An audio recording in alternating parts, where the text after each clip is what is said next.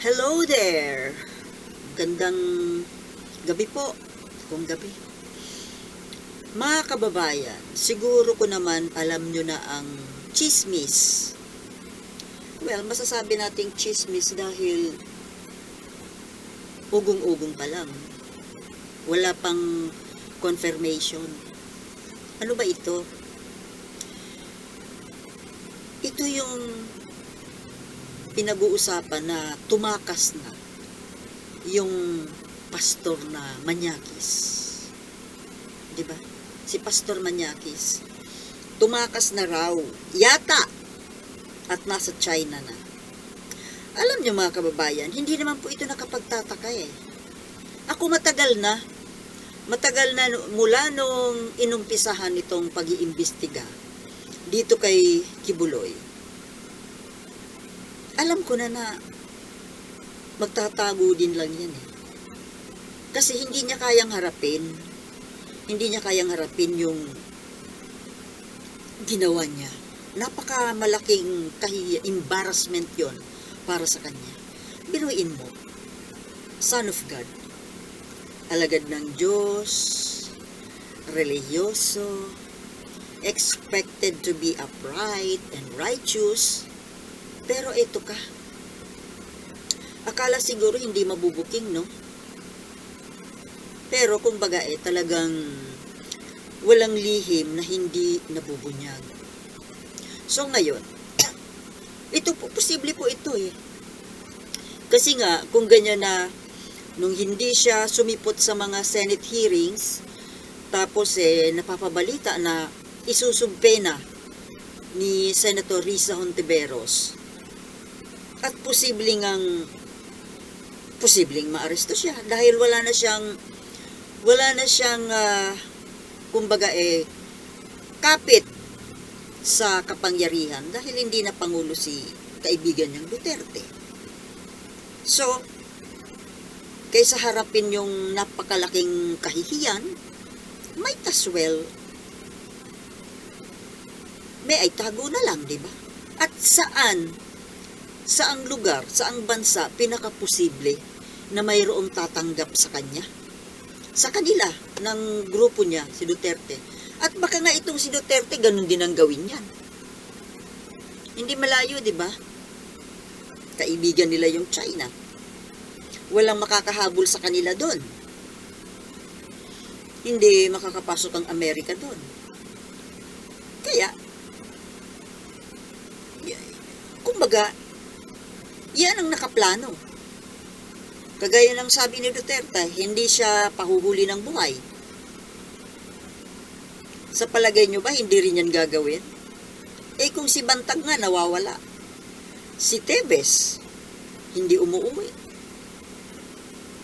At ano kaya ang plano ng mga ito? Hindi naman sila pwedeng manirahan habang buhay sa ibang bansa. Lalo na sa isang bansa na komunista.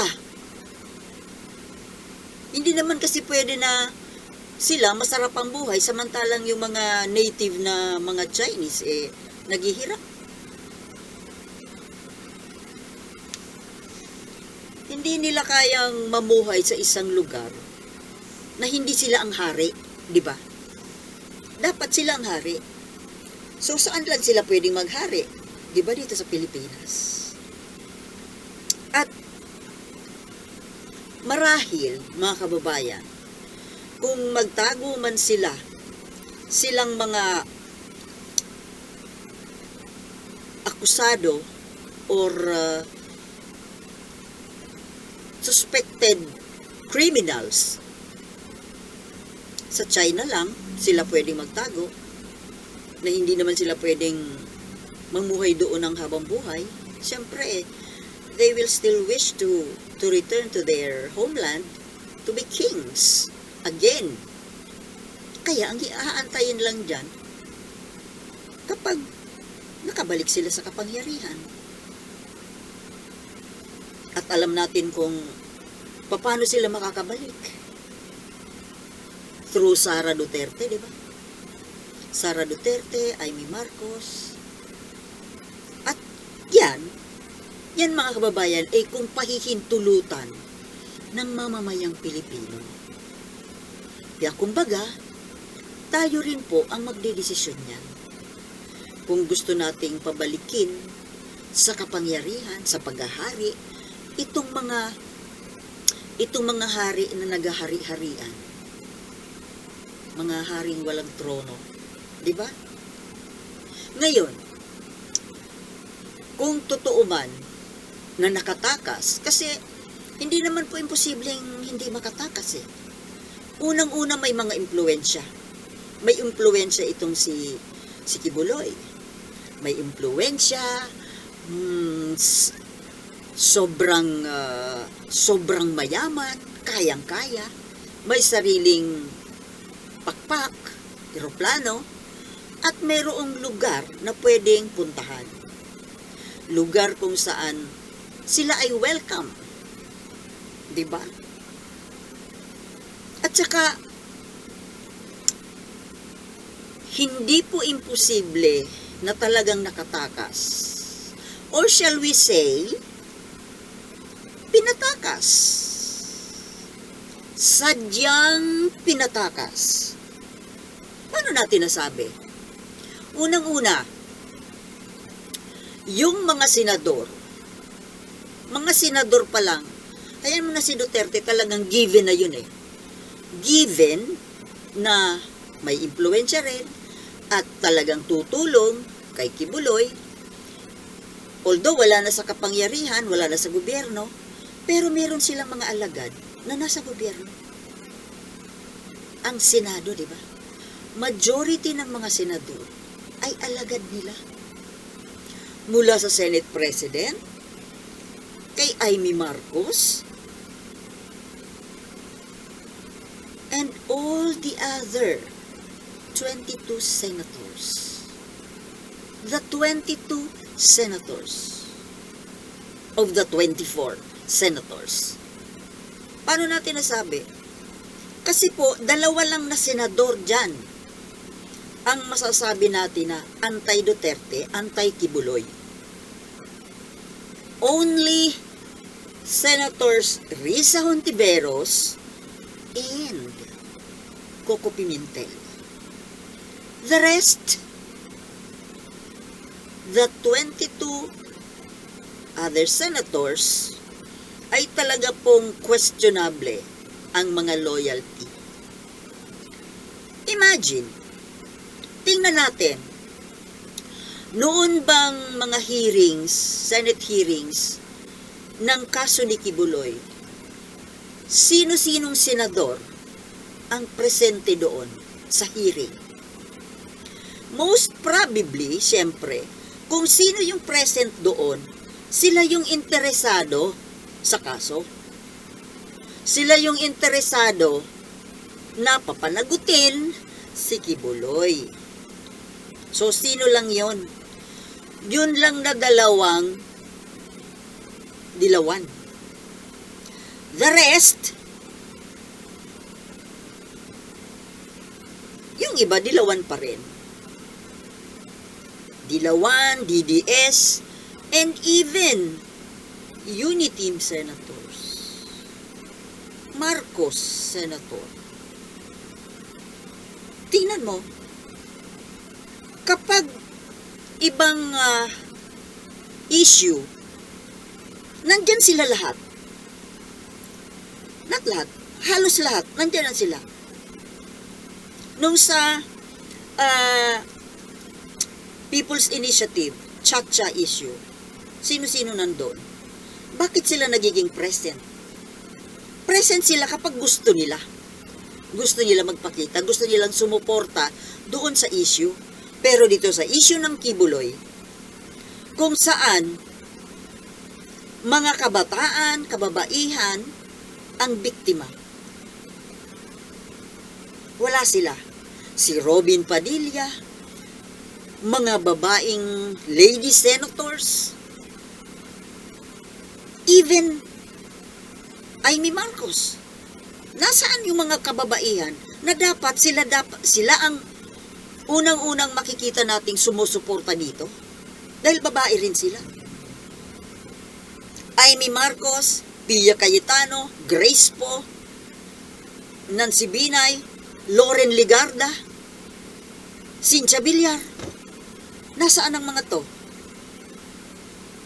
Kasi, mga pro-Kibuloy.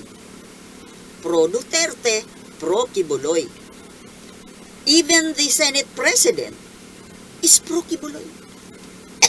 Kasi nga po, paano nakatakas?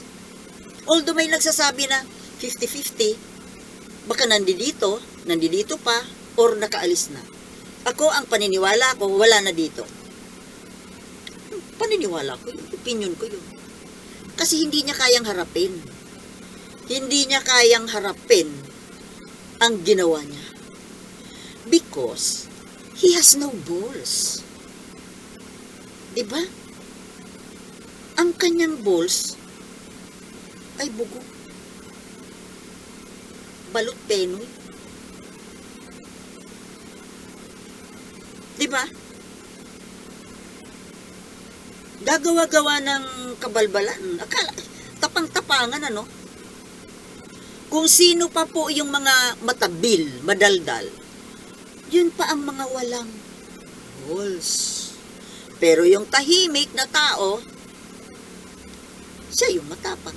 Diba? Alam niyo ibig ko sabihin. So, nakatakas si Pastor Mañaquis. Siyempre, kapag ikaw ay lalabas ng bansa, whether you have your own plane or dadaan ka sa immigration, somebody in the government should know. At sino-sino yung mga ito? At saka dyan sa Davao, di ba may ano dyan? May international airport. Actually, ang international airport dyan between Davao and China lang yata. At saka meron silang consul office dyan. International city eh. May sariling eroplano. May pera. May mga kaibigan doon. Di ba nandoon si Martin Andanar? Nagtatrabaho doon.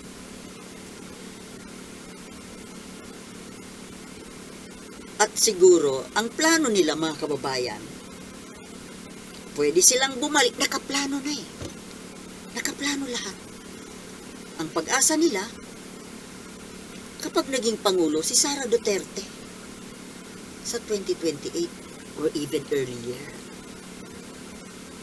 Tama hindi. Kasi, kapag si Sara Duterte na ang Pangulo, or anybody who's kapanalig nila, whether it be Amy Marcos, or Robin Padilla, o baka Rafi Tulfo pa, anybody who's anti-Marcos, makakabalik yan sila. Mamayagpag uli. Balik ang maliligayang araw nila.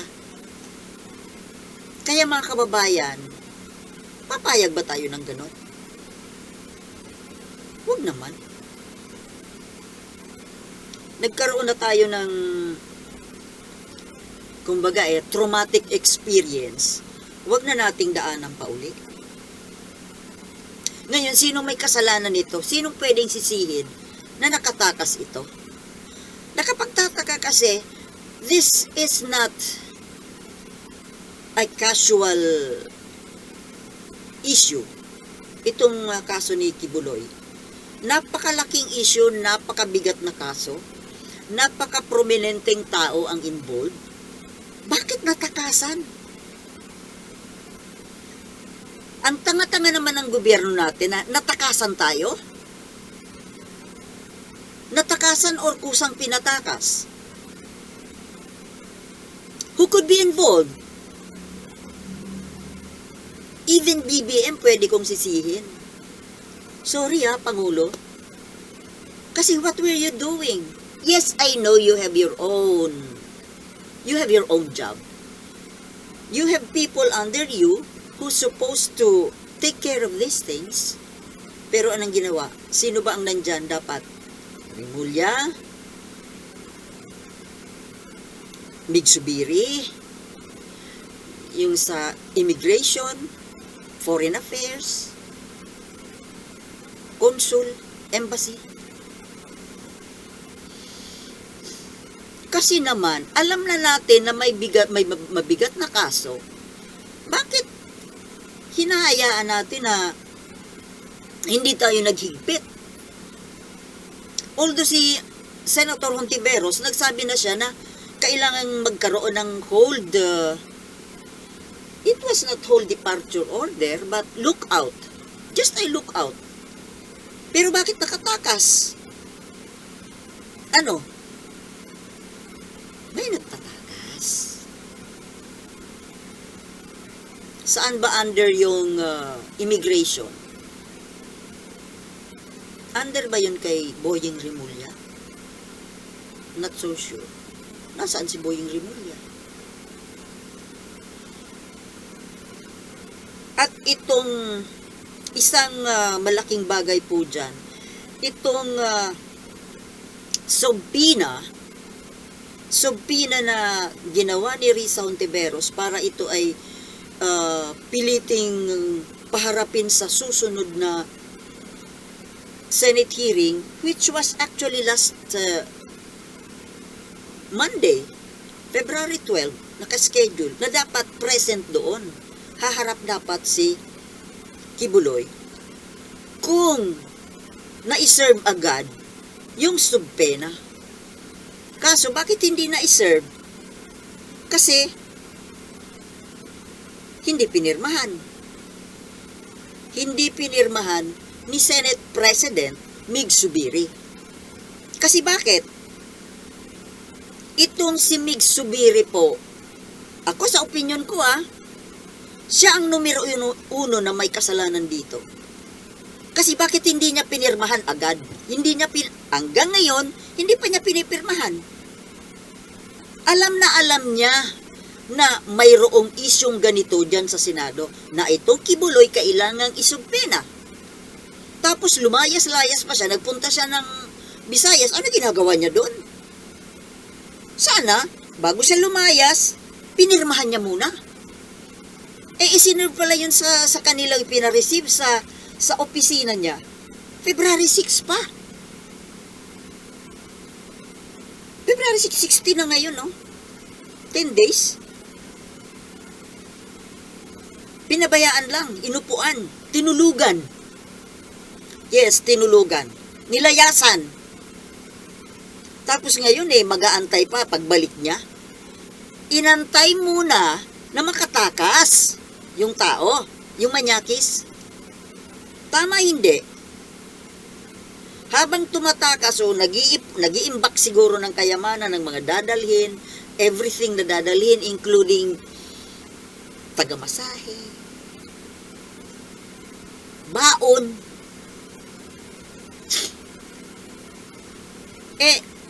Anong tawag dito sa amin yan sa Bicol?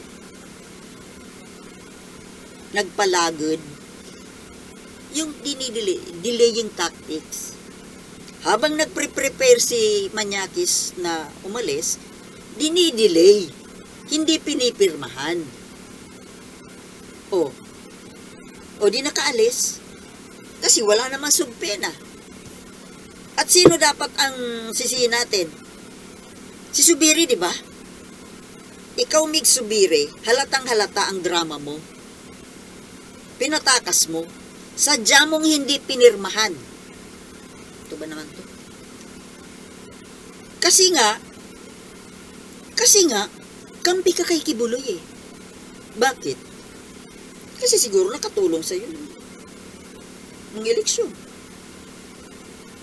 Hindi nyo kayang galawin. Hindi nyo kayang magtampo si Kibuloy. Lahat kayo dyan. Except the two, Hontiveros and Pimentel. May kinalaman kayo. Opinion ko yon. Paniniwala ko may kinalaman itong 22 na senadores dyan. Kasi sila mismo hindi nila binigyan ng importansya yung hearing. Ayaw nilang masaktan si Kibuloy. Kaya hindi sila nag-a-appear. Anong klase pong mga lingkod bayan ito, mga kababayan? Kumakampi sila sa isang makasalanan, rapist, manyakis, kriminal, at the expense of the victims. Kayong 22 na senador kayo, hindi kayo para sa bayan. Mga kababayan, tandaan natin itong 22 senators, kung sino man dito ang mga re-electionist next year. Tandaan natin, kilalanin natin kung sino-sino ang mga yan. Dahil ang mga ito ang nagpatakas kay Kibuloy. At wala silang pakialam doon sa mga biktima. Ha? Tama nga mga kababayan, hindi. Hindi sila mga makabayan. Hindi makapilipino. Makademonyo sila. Lalo na itong si Mig Zubiri.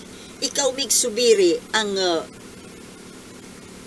superior dyan, ang boss dyan sa Senado. Pero ikaw mismo, wala kang kwenta.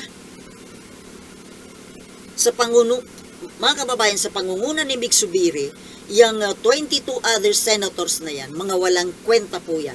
Mga walang kwentang tao, mga walang kwentang senador. Huwag nang iboboto ang mga yan. Zubiri, Amy Marcos, basta, yung mga, lalo na yung bayabang dyan na si Villanueva, napakayabang, my God. Sobrang yabang. OA. Anyway, ibang topic yan.